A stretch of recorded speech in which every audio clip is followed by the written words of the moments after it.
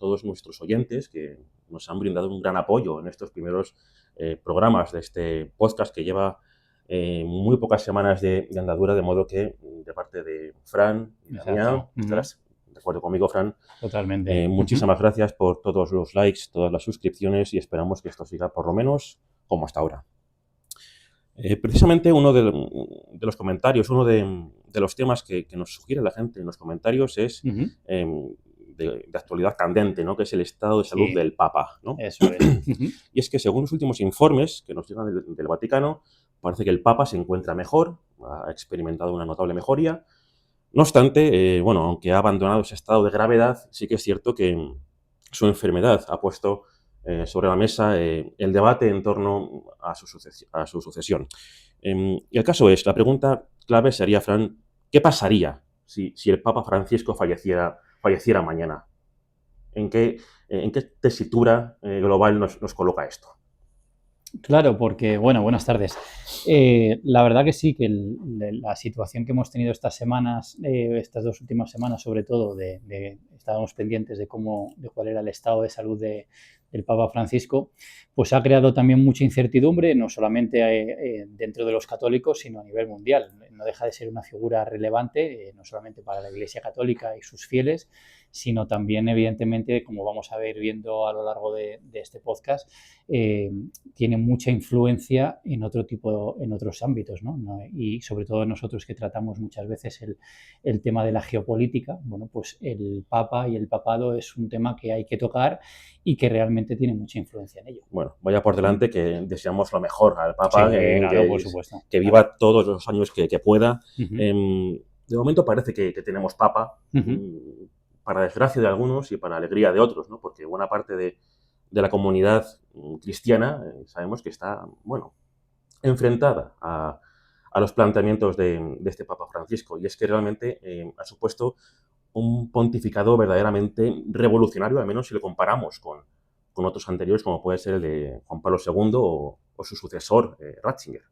Sí, la verdad que sí, que es un papa diferente, ¿no? Es un papa que realmente ha ocupado mucho terreno en todos los sentidos, en término político, en término ideológico, y que ha dado mucho juego durante estos últimos años, ¿no? Desde el año 2013 que salió nombrado como papa. Y la verdad que sí, que no solamente es un personaje que realmente ha hecho, bueno, pues ha mantenido el vilo a la gente dentro de la propia iglesia, de la propia institución, sino también dentro de fuera de esos muros, ¿no? del Vaticano. Bueno, lo vamos a ver ahora, ¿no? Es decir, hay, digamos, como distintas opiniones acerca de cómo podría ser el futuro Papa, si seguiría siendo un continuismo, ¿no? del Papa Francisco o simplemente pues, se volverá algo totalmente diferente, ¿no? Eso es lo que tendremos que ver. Pero bueno, para ello, pues eso, una de las cosas que nos preguntaban nuestros oyentes, ¿no? En una de las cosas que nos preguntaban era, bueno, oye, ¿y qué pasa, no? ¿Qué pasaría? Es decir, ¿qué pasa en el momento en el que, por ejemplo, si el Papa Francisco muriera o renunciase, ¿no? Que también es otra posibilidad que se está teniendo en cuenta en estos días, ¿no? Profundizaremos en ello, tendremos tiempo de profundizar. Es cierto que es una cuestión de Estado en el Vaticano porque el Papa tiene actualmente 88 años. Él mismo es consciente de que es una persona longeva, de avanzada edad. Claro. De hecho, no hace muchos años, en 2021, ya bromeaba sobre la posibilidad de un Juan 24 en 2025. Sí. Si le pasara algo este año, ya sería no solo un papa, sino también un profeta, lo cual es curioso, ¿no? Sí, exacto. Y es que la sucesión de un papado tiene una gran relevancia geopolítica, ¿verdad? Mucho. Porque al fin y al cabo Mucho. No es únicamente un evento religioso, sino que un cónclave y lo que deriva de él no deja de ser un momento que puede alterar los equilibrios de poder entre las grandes potencias geopolíticas, ¿no? Al fin y al cabo, tengamos en cuenta que en el mundo tenemos más de 1.000 millones de cristianos católicos. No cristianos, sino cristianos católicos. Lo cual es curioso. Y el elegir un papa o a otro puede menoscabar o puede mejorar las relaciones con distintos países. Totalmente. Además, bueno, es verdad que dependiendo de la zona, ¿no? Porque la Iglesia, evidentemente, esto está extendida por todo el mundo, pero es verdad que pese a que a lo mejor en determinadas zonas o la relevancia que tenga la Iglesia Católica, sobre todo en Europa, ¿no? Que está en un proceso un poquito más de secularización, el Papa es un personaje que realmente tiene mucha influencia en los distintos ámbitos, ¿no? Ámbito político, ámbito ideológico. Es decir, es lo que llaman en geopolítica el poder que puede tener ahora el papado se le llama como el poder blando. Ujú. Cuando se refiere a un poder blando, es decir, es aquel actor político, por así decirlo, en este caso, pues el papado, ¿no? Pero también puede ser un Estado, que adquiere una influencia sobre otros actores quizás son más principales que a través pues, de su ideología, ¿no? Hace ver como una especie como de grupo de presión puede, digamos, tener acceso a que esos agentes que sí que pueden tener un cambio más directo en la sociedad puedan tener como referencia estas ideas o estas influencias o estas presiones por parte, en este caso, de la Iglesia. Ya. Si te parece, vamos a intentar adelantarnos a los acontecimientos como si fuéramos el oráculo de Delfos. Vamos a tratar de desgranar o de describir qué pasaría en caso de que el Papa falleciese en los próximos días. Vamos a situarnos en esa tesitura, porque evidentemente tendría lugar un cónclave, ¿no? Los candidatos más proclives a ser elegidos proceden precisamente de dos partes muy diferentes del espectro político, digámoslo así, del colegio cardenalicio, ¿no? Tenemos cardenales que son progresistas y, por otra parte, tenemos a ciertos cardenales que son conservadores. Eso es. ¿Tú crees que en la actualidad, cuando tenga lugar el cónclave, después de la hipotética muerte del Papa, las potencias más importantes del mundo intentarían ejercer la presión correspondiente para que se elija un papa o otro? Es decir, estaríamos repitiendo los típicos procesos políticos que tienen lugar ya en época medieval y en época renacentista, por los cuales las grandes potencias intentaban siempre colocar a su títere en la curia, ¿no? En la silla de San Pedro. No, por supuesto. Es decir, de hecho, esta elección de posible papa, ¿no? Es decir, tú has hecho con ese el cónclave, luego explicaremos un poquito cómo es el proceso. Cuando hemos visto estos días, quizá los principales analistas, ¿no? De los que conocen más el mundo de lo que rodea el Vaticano, la Santa Sede, decían que realmente va a ser como una especie de un cónclave un poquito especial, ¿no? ¿Por qué? Porque digamos que este cónclave, digamos, está en un momento muy, muy concreto y además con unas características quizá diferentes a otros cónclaves que ha habido. Primero porque realmente, bueno, esto siempre lo ha habido, ¿no? Es decir, pero es verdad que hay una iglesia como muy dividida, ¿no? Es decir, está además con grandes tensiones internas, por así decirlo.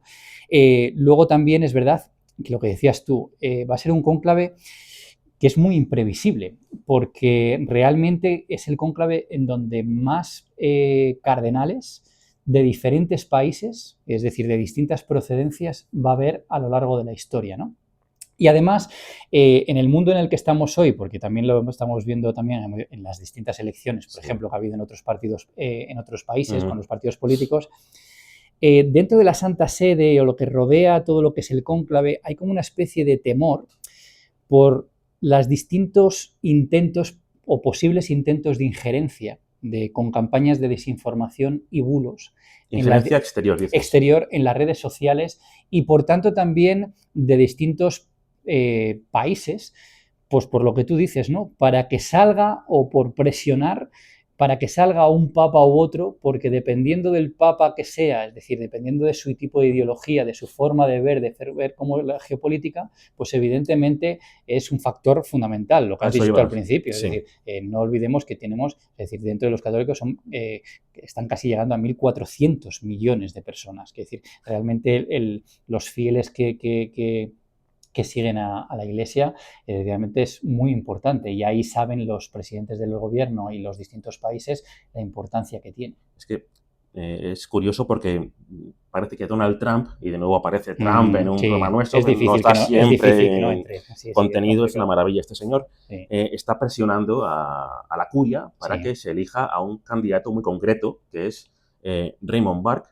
un cardenal que ya se enfrentó al Papa actual por su presunta ideología woke, ¿no? Lo que ellos llaman woke, quiero decir, vamos. Parece ser que es un señor, un cardenal que es antivacunas, que está en contra del Concilio Vaticano II, que ya tiene bastantes décadas. Sí. Recordemos que es un concilio por el cual se estableció, por ejemplo, que la misa se dejara de dar en latín y se diera en el idioma, estatal, ¿no? Por así decirlo. Pues parece ser que este candidato tiene el respaldo de Trump. A mí me cuesta creer que un personaje como Trump, ya no por ser el presidente de Estados Unidos, sino por proceder de un país como Estados Unidos, pueda ejercer la presión suficiente como para determinar un candidato concreto, ¿no? Porque precisamente Estados Unidos es un país que sí, que tiene católicos, pero en realidad son cristianos, pero son de otras ramas del cristianismo. Son, episcopalianos, protestantes, anglicanos. Al fin y al cabo es la herencia, ¿no? de lo que fueron las 13 colonias, esas colonias inglesas, jacobinos, etcétera, ¿no? Yo no sé si Estados Unidos logrará poner a su candidato en la silla. Sí es cierto que si seguimos el curso de los últimos acontecimientos, en las últimas décadas, los últimos papas, parece que no toca un papa europeo. Durante la gran parte de la historia, durante la mayoría de la historia, los papas han sido siempre italianos. Esta tradición se rompió con Wojtyla, ¿no? que era polaco, y después Ratzinger, que era alemán, mucho por lo visto, porque militó en las Juventudes Hitlerianas, y tenemos ahora un argentino, es decir, a un americano. Yo creo que si hacemos ficción, si apostamos, yo apostaría porque el próximo papa sería bien del continente americano, bien asiático, lo cual también sería un acercamiento a países asiáticos como podría ser China. Claro. A ver, es que es un tema complejo y además pues eso, con muchas aristas, ¿no? por analizar. Lo que tú decías, ¿no? de Estados Unidos. Es verdad que en Estados Unidos, evidentemente, aunque hay católicos, no es una religión mayoritaria, pero luego quizá lo podemos tratar un poquito con más profundidad, sobre todo en estos desafíos, ¿no? que a lo mejor puede tener la Iglesia o el futuro Papa. Los tendrá. Donald Trump se ha servido también de una determinada iglesia, incluso para atacar a Francisco en los últimos años. Si nos vamos a dar cuenta, es decir, muchas veces cuando hemos tratado los otros podcasts que hemos los anteriores, ¿no? que hemos hablado siempre de la geopolítica, siempre hemos utilizado la historia como una especie de instrumento, ¿no? Es decir, para entender el por qué pasan las cosas y poder entender o predecir, aunque luego evidentemente se pueda cumplir o no, aquellas cosas que tenemos ahora en el presente y que podemos tener. Sí, dime. No, que decía Hobsbawm, ahora que has dicho Eric Hobsbawm, el gran historiador ya fallecido, que los historiadores servimos para dar argumentos a los nacionalistas. Lo decía y parece que es que no salimos de ese bucle, ¿no? de uso de la historia para fines políticos propios. Claro. Continúa, por favor. No, el otro día, si te acuerdas cuando hablábamos un poquito, que estábamos analizando, pues cuando hablábamos de lo de Zelensky, lo de Trump, todo lo que podía ser para la Unión Europea, estábamos hablando como una especie de un momento en el que estamos hablando de una guerra fría 2.0. ¿no? Sí.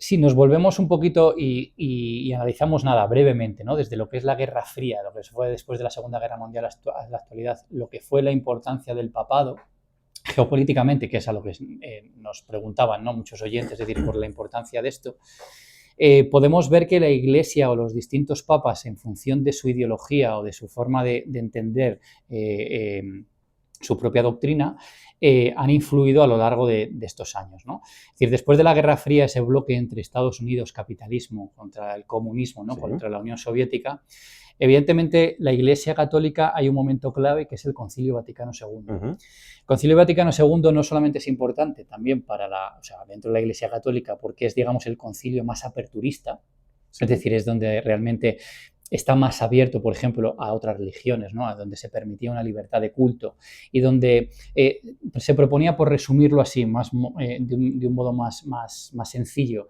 a una iglesia mucho más abierta a todo lo que es la social, a todo lo que es, digamos, el mundo. Ese Concilio Vaticano II propició que hubiera una serie de personas o personajes, entre ellos también una serie de papas que realmente abogaban por una ideología o por una forma de actuar activamente dentro de la Iglesia Católica y de influir de una manera u otra, en mayor o menor medida, en digamos, en la geopolítica mundial. Claro, pero es que a mí me parece, perdona, que es que realmente no es favorecer a un tipo de ideología, sino adaptarse a los nuevos tiempos que empiezan a correr ya en la década de los 70 y 80. Quiero decir, no deja de ser darwinismo, no prevalece el más fuerte, sino el que sabe adaptarse a los nuevos tiempos. Claro, pero es que el mundo también en los años, es verdad que siempre hablamos de la Guerra Fría como algo muy monolítico, es decir, en el sentido de Estados Unidos, capitalismo contra comunismo, Unión Soviética, pero fíjate que, por ejemplo, en la misma época, por hablar del Papa Juan Pablo II, ¿no? De Karol Wojtyla. Sí. Karol Wojtyla es un papa que cuando se le elige, que fue totalmente inesperado, esto se le elige dentro de la Iglesia Católica también por la intención y porque se conocía cómo era ese personaje, este nuevo papa. Karol Wojtyla es polaco, Sí. Evidentemente en un país en esos momentos comunista, Sí. Donde el miedo al comunismo, sobre todo por determinados países, ¿no? Y digamos, por esa tensión entre la Unión Soviética y Estados Unidos, esto es tremendo a nivel geopolítico.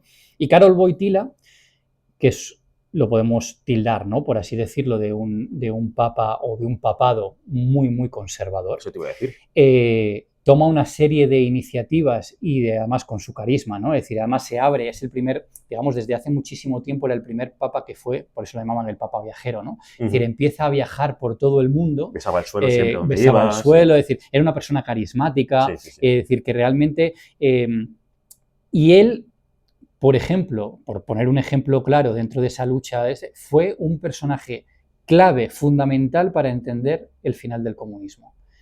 Él, por así decirlo, hay como una especie de tríada, ¿no? Fíjate que hablo de 2 políticos y 2 países y con Papa Juan Pablo, es decir, era Juan Pablo II, sí. Ronald Reagan en Estados Unidos y Margaret Thatcher en Inglaterra. Esos 3, sí.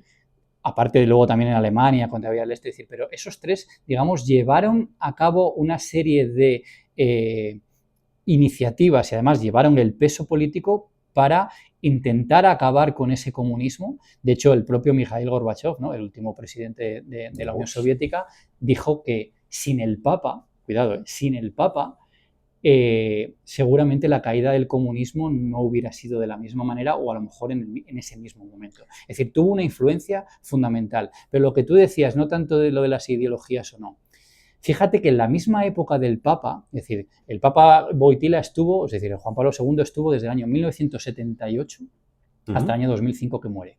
Después de la muerte en extrañas circunstancias de Pablo VI, si no recuerdo mal. Eso es. Murió a los 30 días de ser elegido Papa. Eso es. También tiene unas ideas un poco revolucionarias, según parece, ¿no? Sí, de Juan Pablo I. Perdón, sí, cierto, sí. De Juan Pablo I. Y este sucedió a Pablo VI. Entonces, ¿qué es lo que pasa con Juan Pablo? Es decir, esta era la doctrina de la Iglesia Católica, es decir, lo oficial era el Papa, pero si nos damos cuenta, que lo digo porque quiero asociarlo ahora luego también a lo que estábamos hablando con lo que es la actualidad.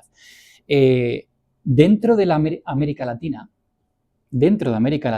pese a tener, es un Papa, evidentemente, para toda la comunidad católica, dentro de América Latina empieza a haber movimientos relacionados también con ese marxismo, ese socialismo que estaba más relacionado pues, con esa gente desfavorecida, con esos pobres, lo que se denominó la teoría de la liberación, que eran sacerdotes o gente perteneciendo a la Iglesia, e insisto, en la misma época, que abogaron por otro tipo de iglesia o por otro tipo de acercamiento al pueblo, que era eso. De hecho, una de las imágenes que quedó grabada, ¿no?, para que veamos la personalidad también de Juan Pablo II, era cuando, por ejemplo, cuando la Revolución Sandinista, como el Papa, que estaba allí de Somoza, ¿verdad? Es decir, el Papa baja del avión y regaña de forma pública, con el dedo. Recuerdo la imagen. Le regaña haber visto la imagen, sí. Por decir, ¿qué estás haciendo? Es decir, ¿qué estás haciendo con la Iglesia, ¿no? Es decir, había mucha diferencia, había mucha división una interna. Una imagen poderosísima, además. Sí, es decir, y ahí se mostraba esa división interna entre lo que es el papado conservador de Juan Pablo II, como, por ejemplo, con lo que se llevaba, digamos, en otra manera, en lo que es la teoría de la liberación de lo que es América Latina. Es decir, la Iglesia siempre ha tenido ese tipo de enfrentamientos o divisiones internas que Es verdad que cuando muere Wojtyla viene también Ratzinger, ¿no? Es decir, Benedicto XVI, que era un papa mucho más, por así decirlo, más académico, es decir, no se metía tanto, no fue tan activo, por así decirlo, en lo que es la geopolítica, pero claro, por ejemplo, en la misma Guerra Fría, por ejemplo, el papa que era polaco, el movimiento de solidaridad, ¿no? Es decir, Sí. que realmente fue fundamental esto en Polonia, el papa fue uno de los actores claves, ¿no? para hacer todo eso. Es decir, el papa es una figura muy, muy importante en el mundo católico, pero también a nivel geopolítico. Ya os digo, Benedicto. Y luego ya viene, a partir del año 2013, viene Francisco, ¿no? Viene Francisco, que es todo lo contrario a lo que hemos tenido hasta ahora, en el sentido de, primero es latinoamericano, que no habíamos tenido ningún latinoamericano en este, que viene de esa sociedad que hemos hablado antes, de esas teorías de la liberación, Sí. es decir, más progresista dentro de lo que es la Iglesia Católica, que es jesuita, que los jesuitas se llevan regular con el resto de la iglesia. Siempre ha tenido sus problemas dentro de la Iglesia y con los diferentes estados, y viene de una forma de entender la Iglesia diferente. De hecho, cuando ahora estaban diciendo cómo va a ser el siguiente papado y hablan de la figura de Francisco, yo creo que Francisco es una figura dentro de la Iglesia que está siendo criticada por las dos partes. Por parte de los conservadores o ultraconservadores, por ejemplo, este que dices tú, ¿no? De Burke, ¿no? Que es ultraconservador. Desde luego. Que es más afín, pues evidentemente, a ideas como, por ejemplo, Donald Trump. Le critican pues porque lo ven, digamos, demasiado progresista y que se sale de lo que es lo que son las doctrinas más conservadoras dentro de la Iglesia, y mientras que incluso los que son más progresistas de la Iglesia también ven a Francisco como una especie, entre comillas, de decepción, porque aquellas cosas que prometía o que decía o que ve que hace se han quedado como a medio camino. Llegaba a ver, quien pensaba que iba a permitir que las mujeres fueran ordenadas sacerdotisas, por así decirlo, ¿no? Lo cual, y se le preguntó, de hecho, en un viaje en un avión, se le preguntó, dijo Francisco, que ni por asomo se iba a permitir que una mujer llegara a ese cargo, ¿no? Pero no deja de ser un reflejo de las esperanzas que estaban puestas en este Papa, en Francisco. Claro, sí.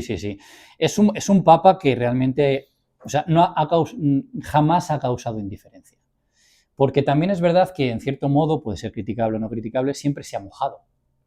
Quiere decir, el Papa Francisco, si hablamos de geopolítica, como estábamos hablando antes del Papa Juan Pablo, por ejemplo, sí, estos días no decíamos que hay como tres actores principales, ¿no? Dentro de lo que es la geopolítica, que son Estados Unidos, ¿no? Rusia y China. Con los tres ha tenido sus más y sus menos. Con Trump sus menos. Es decir, bueno, sus menos en el sentido que se entiende muy poco, pero que es decir, ha tenido muchos problemas. Es decir, criticó todo lo que han sido las deportaciones que ha hecho, ¿no? Por ejemplo, habla del muro, ¿no? De lo que se ponía el muro de la ignominia. Trump le ha lanzado esto. Fíjate que lo que decíamos antes, Trump, cuando lanza esta proclama, ¿no? Francisco, sobre ese muro, sobre que criticando claramente las políticas de Donald Trump aparece rezando con telepredicadores, claro. realmente pues para darle como una especie de respuesta, ¿no? Es decir, ha sido un toma y daca, y por eso también, evidentemente, lo que tú decías, esa injerencia que te decíamos antes que era probable, claro que evidentemente no sé cómo lo hará, de qué manera, en mayor o menor medida, pero claro que Estados Unidos seguramente tomará sus medidas para que el próximo Papa pueda ser más afín a lo que son los ideales anteriores, conservadores. Pero esto no supondría un retroceso en esa adaptación de la Iglesia que yo veo necesaria si quiere seguir sobreviviendo en el mundo actual. Porque especialmente Europa, en general, el mundo occidental es cada vez menos religioso. Hablo de individuos que son occidentales. Evidentemente, si vamos ya a los países que son árabes, musulmanes, o si nos vamos a la zona oriental y entramos en India o en algunas partes de Japón, incluso de China, es cierto que pueden ser más devotos, ¿no? Más religiosos. Incluso los ortodoxos son muy devotos, los rusos son muy devotos, los griegos son extremadamente devotos. Pero es cierto que lo que es Occidente es cada vez menos religioso, menos devoto. Sí, lo que hablábamos antes, ¿no? Se está secularizando más de lo que es. La Iglesia está perdiendo a sus fieles, me parece. Yo creo que la mejor forma de recuperarlos es adaptando la Iglesia católica a los nuevos paradigmas que existen. Y desde luego volver a un momento anterior al Concilio Vaticano II me parecería un error fatal para la Iglesia. Que ya tiene pocos apoyos, pero sería fatal. Yo estoy de acuerdo contigo, es decir, yo pongo un sí, pero un sí con interrogaciones, bueno, por lo voy a intentar explicar de la mejor manera, ¿no? Eh, Cuando Francisco, fíjate que, a ver, vamos a ir analizando por partes. El cónclave que decíamos antes, que era el que más países va a tener y más representantes va a tener, y que por tanto mayor incertidumbre hay ante quién puede salir o cuál es el futuro papa, eh, si de los cardenales que hay, que los que pueden votar, por así decirlo, ¿no? En estos momentos son 180. Los menores de 80 años, ¿verdad? Menores de 80 años, que claro, si renuncia ahora, vale, pero si se espera la muerte, claro, puede ser que haya más que cumplan justo este año, 80 años, y ese número de personas que puedan votar se reduce o hay que nombrar nuevos cardenales. Pero a lo que voy es lo siguiente. De todos los cardenales que hay, que puedan votar, hay que tener en cuenta que prácticamente el 80% de todos esos cardenales han sido puestos por Francisco. Sí, vale. Francisco, como hemos dicho, claro, nos centramos siempre mucho en Occidente, pero hemos dicho, claro, que la Iglesia es muy global. Ha dado mucha importancia y cada vez está dando más importancia, incluso en el nombramiento de los cardenales, a todo lo que llamamos, lo que podemos llamar en los países periféricos dentro de lo que realmente es el Vaticano, ¿no? O la Santa Sede como institución. ¿Qué quiere decir esto? Ha puesto mucho énfasis, por ejemplo, en Asia. Ha puesto mucho énfasis en África.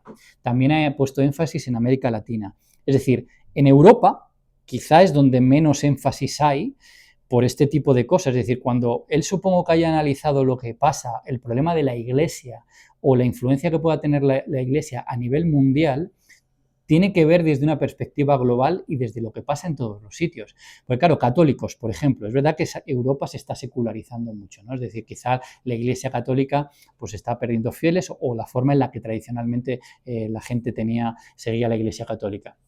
Pero, por ejemplo, África, la religión mayoritaria es el cristianismo. El cristianismo. De hecho, la nación cristiana más antigua que aún se mantiene es Etiopía, que tiene un cristianismo muy diferente al católico, pero es cierto que son cristianos. Exacto. Asia está creciendo mucho.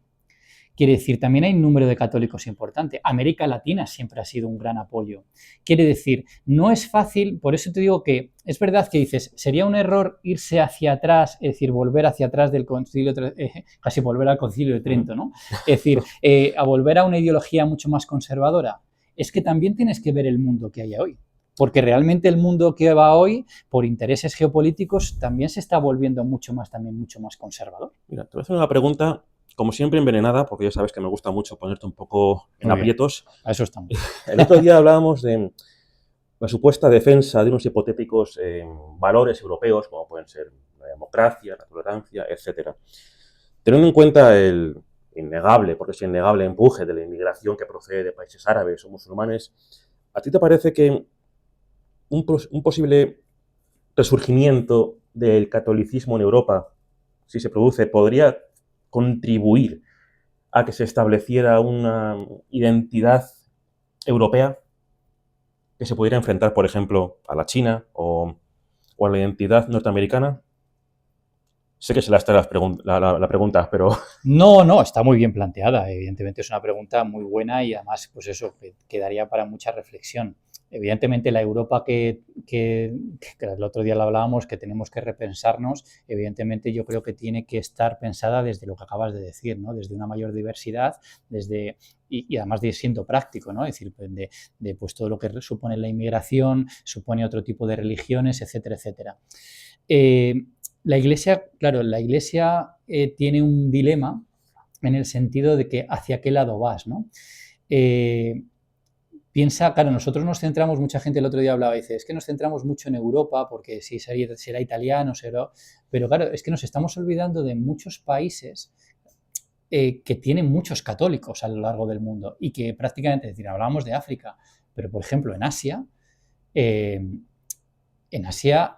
hay países en los que hay millones y millones de católicos. Y de hecho Francisco, realmente, por ejemplo, Corea del Sur, es verdad que tampoco el porcentaje de católicos es muy pero los hay. Pero los hay. Sí. Francisco fue a Corea del Sur un poco para digamos, para sentar bases, ¿no? en esas zonas, con China.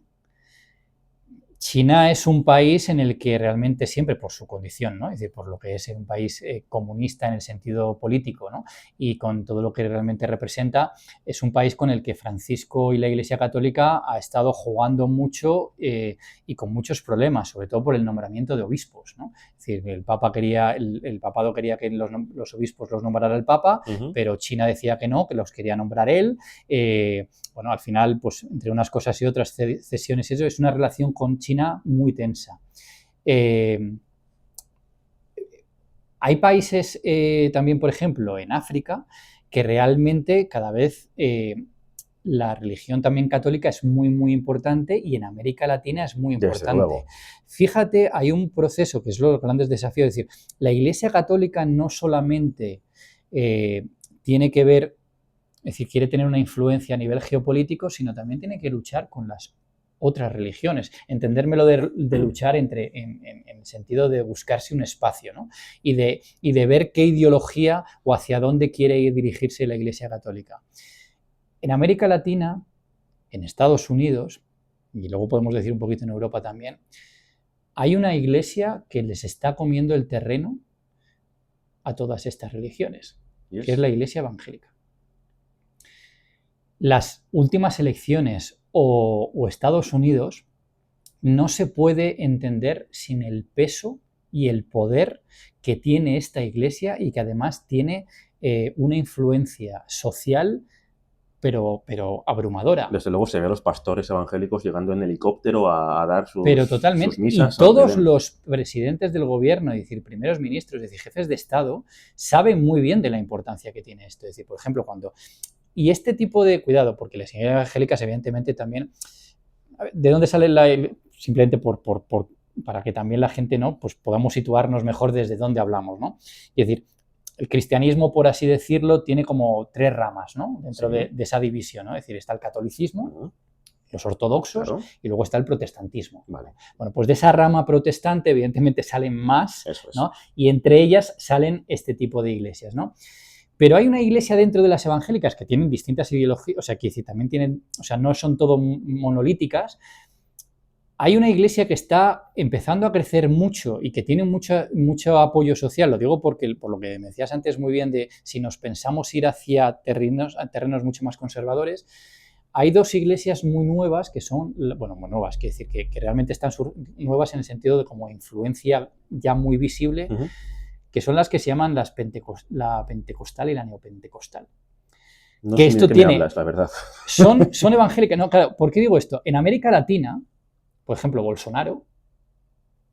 Bolsonaro en Brasil, que es el país de católicos, con el mayor número de católicos. Brasil. ¿Vale? Brasil. Bolsonaro debe muchísimo y mucho apoyo a todo este tipo de iglesias evangélicas. Muchos países de América Latina han tenido muchísima influencia, digamos, este tipo de ideología, que es una ideología que, fíjate cómo ha cambiado. Así como antes la gente desarraigada, fíjate que hablábamos siempre del contexto histórico, el político, ¿no? Es decir, ¿por qué la gente, por ejemplo, ¿te acuerdas cuando hablábamos de lo de la ultraderecha? ¿Por qué se empieza a votar ese tipo de movimientos? ¿Por qué empieza a votar este tipo de gente? O sea, ¿por qué también si siguen esto? Porque son un tipo de ideología que son muy neoconservadoras. Quiere decir, son iglesias que están teniendo mucho peso, entre ellas, por ejemplo, Estados Unidos, y fíjate con lo de Donald Trump, es decir, aquellos aspectos más conservadores, más en el punto de vista, pues eso, ¿no?, antiabortista, también están en contra lo que es todo lo que se habla de la identidad de género, contra homosexuales, contra todo el movimiento LGTBI, es decir, contra, digamos, derechos, es decir, la visión que tienen son mucho más conservadoras. Y esto la Iglesia también lo está viendo. Quiere decir, dentro del mismo seno, diciendo, bueno, sí, podemos seguir un progresismo, pero también ¿qué es lo que nos está comiendo a nosotros este tipo de fieles? Es decir, otros tipos de iglesias más progresistas que ofrecen determinadas cosas, o nos vamos hacia también posturas más conservadoras, porque también hay países y la sociedad va quizá a lo mejor en estos momentos, estoy hablando hacia posturas más, más así. No deja de ser un nicho, ¿no? Es un target. Exacto, sí. Pasemos, si te parece, al cónclave, ¿no? Supongamos que Francisco pasa mejor vida. Antes de entrar en este tema, voy a aprovechar para pedirle a Pepo, el dueño del Padispaf, que me sirva, por favor, una cerveza, cuando tenga ocasión. El cónclave, vamos a ver. Me acabas de comentar antes que el 80% de los electores que existen, que están en la curia, ¿no? Sí. Vaticana, han sido elegidos por Francisco. Sí. Yo creo que esto no es razón suficiente para creer que el próximo papa va a ser de tendencia progresista, porque si no, no estaríamos aquí haciendo este programa y no habría tanto revuelo mediático y político con la presunta hipotética muerte futura. Sí. Aún así, ya se empiezan a perfilar ciertos candidatos, ¿no? al próximo papado. Hemos hablado de Raymond Burke, hemos hablado de este señor americano ultraconservador, antivacunas, próximo a las ideas de Donald Trump, pero también tenemos candidatos, más próximos a las ideas que encarna Francisco, ¿no?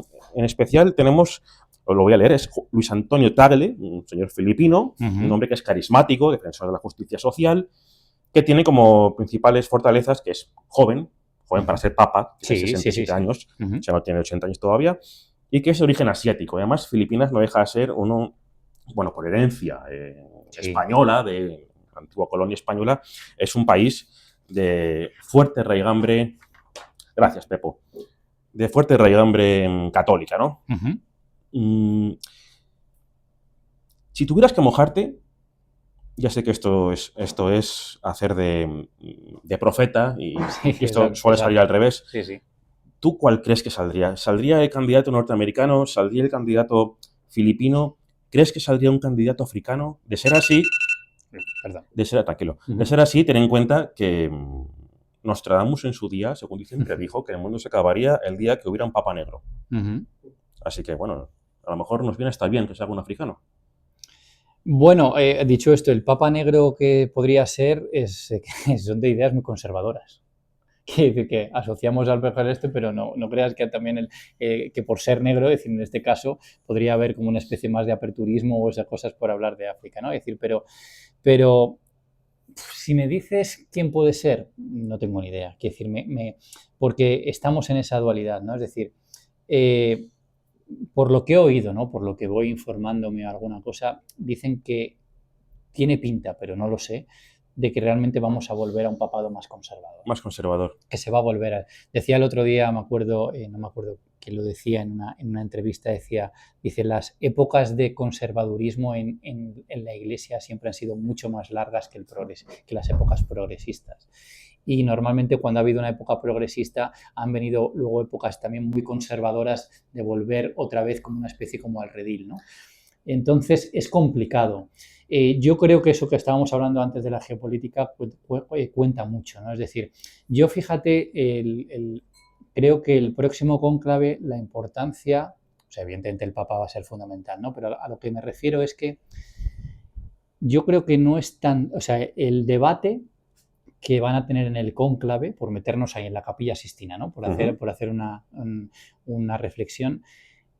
Creo que va a ser mucho más importante en este caso qué temas van a tratar, es decir, cuáles son los desafíos, cuáles son los problemas, cuáles son los temas que la Iglesia considera que son importantes para que en función de eso se elija a ese papa. Es que tú fíjate que sale un papa progresista y esto no es del agrado de las potencias conservadoras, ¿no? O sea, solo piensa en lo que ocurrió cuando Biden ganó las elecciones, que se asaltó el Capitolio. O cuando gana un candidato, por ejemplo, en Brasil, que Bolsonaro siempre acusaba de fraude electoral a Lula cuando ganó, de hecho. ¿No? Sí. Si saliera un candidato progresista en el Vaticano, ¿estaríamos ante la posibilidad de que surgiera un antipapa como en la Edad Media? Da que pensar, desde luego, ¿no? Sí, da que pensar. Da que pensar. Claro. Podríamos estar ante un nuevo cisma de la Iglesia Católica. Desde luego, yo estoy exagerando un poco, pero son posibilidades que no dejan de estar ahí. O que no se ha reconocido simplemente por ciertas naciones, ¿no? Por ciertos políticos. Mi reflexión es que el Papa, tanto el actual como el que venga, tiene que intentar adaptarse en la medida de lo posible a los vientos políticos. Esto es así. No son los vientos políticos los que tienen que adaptarse al papado, como en tiempos medievales, sino que ahora mismo es la Iglesia Católica la que tiene que amoldarse a la política occidental, especialmente la occidental desde mi punto de vista, pero en general la mundial. Si quiere sobrevivir, es decir, si quiere retener al menos a los adeptos que tiene y quién sabe si conseguir algunos más, si quiere convertirse en el buque insignia de una identidad occidental, porque ahora mismo lo es entre comillas, solo para aquellos que son retrógrados, si quiere convertirse en el baluarte de Occidente, tiene que adaptarse a las nuevas políticas y no aferrarse, no anclarse en el tradicionalismo, en ese conservadurismo anterior al Concilio Vaticano II, en general, no parecerse a lo que es el papado del Palmar de Troya. Esa es la reflexión que yo dejaría en el aire. Claro, es que relacionado con ese cisma, ¿no?, que tú decías, ¿no? Es decir, bueno, yo creo que dentro de la misma Iglesia Católica, por así decirlo, hay ese cisma, ¿no? Quiere decir, hay esa división interna muy fuerte. Es decir, yo creo que hay una, así como el mundo en general está también polarizado, ¿no?, por así decirlo, la Iglesia Católica también está, yo creo que dentro de su seno, ¿no?, muy polarizada. Es decir, por así decirlo, hay varias iglesias dentro de la Iglesia, ¿no? Es decir, ¿a quién le va a dar importancia? ¿Hacia qué situación? Y fíjate que, por ejemplo, cuando hablábamos también antes por ejemplo, del Papa, ¿no? Es decir, pues cuando el Papa Juan Pablo II toma el poder, pues que la idea que tiene de ese conservadurismo, pues le da protagonismo, ¿no?, a determinadas secciones dentro de la, o sea, perdón, a determinadas a determinada gente, ¿no?, dentro de la misma Iglesia Católica que son muy, muy conservadoras. Es decir, fue cuando dio tanto apoyo, quizá la época en la que más apoyo da al Opus Dei, ¿no?, por ejemplo, sí, a los legionarios de Cristo. Quiere decir que la tendencia de un papa, evidentemente, marca cómo va a funcionar y a quién se le apoya, ¿no?